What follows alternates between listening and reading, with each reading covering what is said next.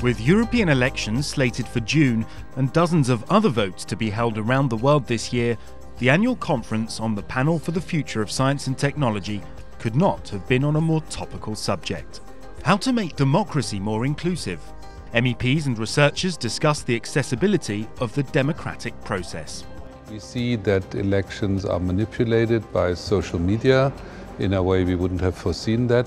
So the principal conditions, which seem to be the same almost for 3 decades, are going to vanish.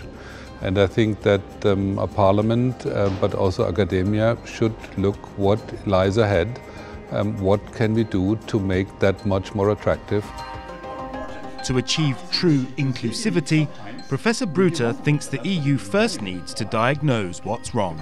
We assume that the system is fixed and that citizens need to adapt to democracy, and it should really be the other way around. So the problem we have is that people have loads of thoughts, but those opinions are not being captured because in a way we make the questions and we limit the answers in such a way that what people really want to convey to us is wasted, disappears in the process.